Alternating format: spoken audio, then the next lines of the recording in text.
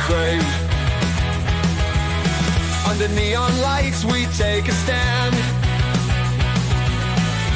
Knights and wizards across the land.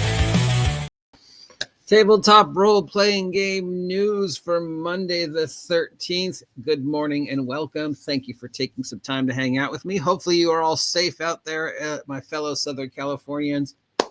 Let's get over this latest disaster quickly. Speaking of disasters, it is I, your favorite disaster, the OGGM, broadcasting at about 8:30 in the morning from Site B on this, the 13th day. 56 degrees and windy. It's time to take a look at the tabletop role-playing game news for the week. That's right, it's time to open up our charts, take out our sextant. That joke never gets old. And look at the tabletop role-playing game stories that might shape the world of tabletop role-playing this week. The big story, of course, is Monster Manual, which we normally cover on Wednesday. But I mean, you know, despite my personal pet peeves against the new Monster Manual, I can say the art is not good. It's not awful. It's definitely not the art we saw in the Player's Handbook or the DM's Guide. Some of the monsters look truly nightmare fuel horrific. Some of them not so much.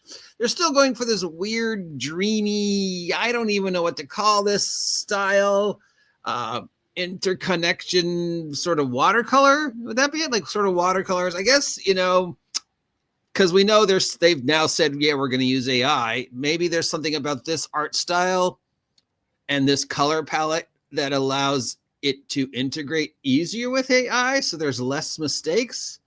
I mean, this thing might have one too many fingers. 1, 2, 3, 4, 5, 6 fingers. This one has one. Yeah, these whatever they are, goblin, hag, monster, tree people. My best guess, you know, I'm not a techno guy. Best guess is something about this art style is easy to integrate with AI, and therefore it's harder to tell the difference between the stuff the artist actually did and then the stuff the AI did. And then you can do the all AI art and the artist art, and it looks close enough that maybe it doesn't pop as previously. I mean, I don't think it matters because they've said, yeah, we're going to use it. We're not denying it anymore. So I don't know. That said, the monsters look pretty frightening. So yeah, that's pretty much the main news. We've got some stuff from Pathfinder. We've got the new Lost Omens book and the new Treasure of all other stuff as they continue to switch over from Pathfinder 2nd Edition to Pathfinder 2nd Edition Core. Got some new Call of Cthulhu stuff set in, of all places, 1980s Japan. Got some hints of a possible another change to Vampire the Masquerade. Just nothing really. Nothing big going on this week that doesn't feature 5e. I guess the big news, of course, is the fire and how we're all doing it. We do have some Critical Role news. Obviously, Critical Role is temporarily on hiatus because the fires in Calabasas, and they had to shut down the studio, and a lot of the cast who live in and around that part of the valley had to be evacuated. Yet, you know, say what you will about Mercer and his sometime charity stuff, he did stop to say that even though everything's happening to his family, they're still planning on dedicating Critical Role funds to helping people who have suffered through the fire. So thank you, Matt Mercer. Which sucks because we know that they left us on a cliffhanger for campaign 3. And we talked about this earlier, how Laura Bailey made a choice that basically looks like what we've been calling for about a year is going to happen, where the Perdathos storyline comes to the end, where the current gods, magic, everything that is basically the heart and soul of Exandria cease. And whatever campaign 4 is going to be is going to deal with the aftermath of the Perdathos moon, eat the gods storyline.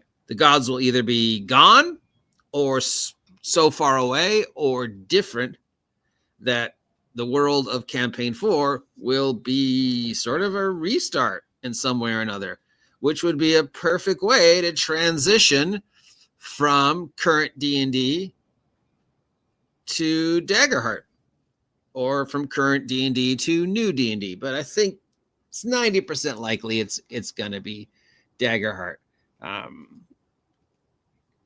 Yeah, there's really nothing else going on. Just Monster Manual, Call of Cthulhu, most anticipated tabletop role-playing games for 2025. Tabletop role-playing game of the year 2024. It's Shadowdark. Yeah, so let's talk about, I don't know, Schrodinger's cat and the Mandela effect, since those are two things that came up in my life this week in regards to, research for future projects. I'm always deep in the research. Right now, I am researching a certain part of history for a project I'm working on. Obviously, I can't talk about it too much, but yes, thank you. And hopefully, speaking of products, Shadowdark Vigilantes will be available soon. I have to check in with the publisher. Okay, so Mandela effect. You know what that is? Because apparently I have a Mandela effect in my life. If you're not too familiar with the Mandela effect based around, of course, Nelson Mandela, originates with the whole, there's a group of people that remember specifically seeing news articles and information referring to the death of Nelson Mandela. And then there's a complete other group that says, no, this actually happened at a different place at a different time. And we have the proof. And there's other examples of this, the Bernstein Bears. There's some other ones. Some of them are really well known, others not so much.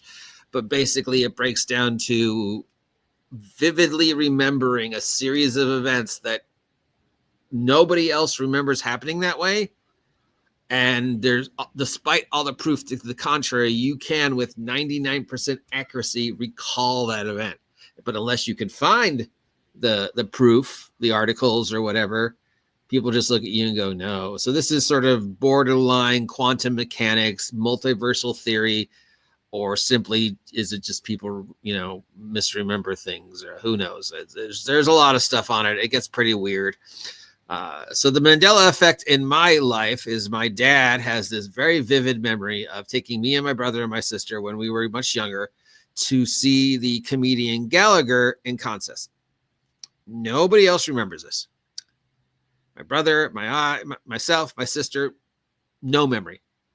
Never went. I have no memory of ever seeing Gallagher live. Neither does anybody else. Not even my mom. My dad swears to the point where he can describe in detail everything about it, where we sat, what the place looked like, when we laughed. No most. And there's no proof. So it's just his memory versus everybody else's memory. But he will fight tooth and nail that this happened. Now, I don't know if that's truly a Mandela effect, but it falls within the definition, more recently in the last couple years, months, days, being accused of saying and doing something online that I have no memory of. And all the evidence to the contrary says the opposite happened, but there is a group of individuals who are like, no, this happened. I completely remember it. And everybody else is like, no, that never happened. That never happened. Prove it, because here's all the proof to you otherwise.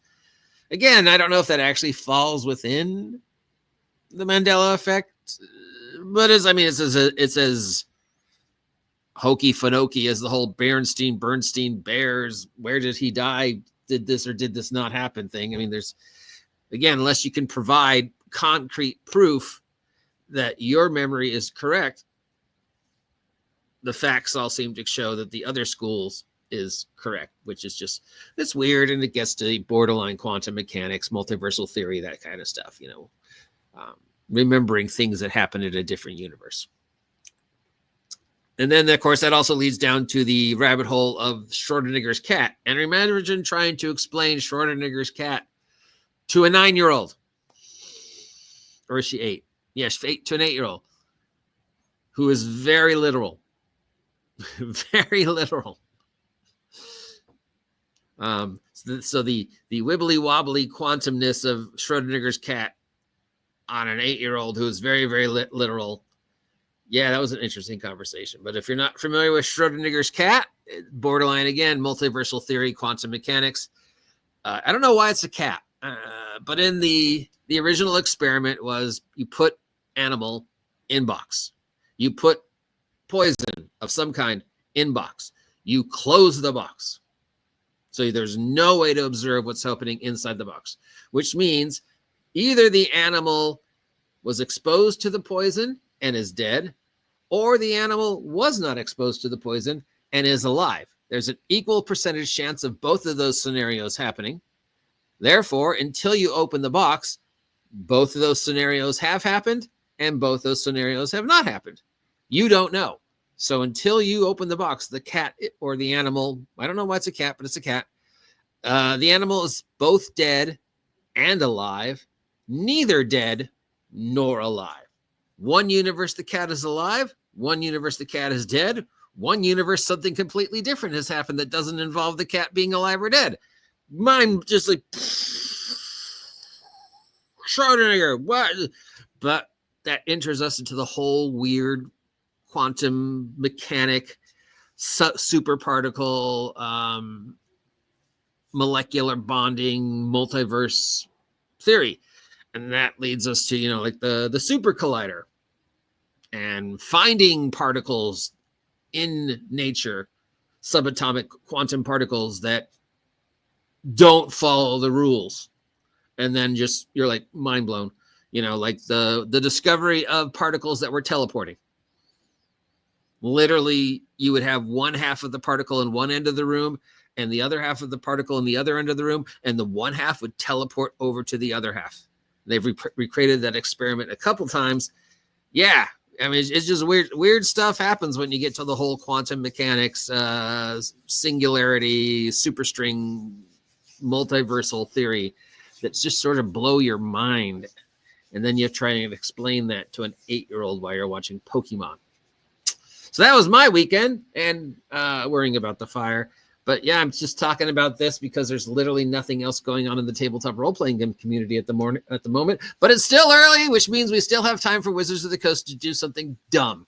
Till next time, I'm the OG GM. If you appreciate the ramblings of this old man, let me know. If you never want to hear me talk about this topic ever again, let me know. I'd like to leave you with the mind fuck that is quantum mechanics, Schrodinger's cat, Mandela. Maybe you have a personal Mandela effect of your own.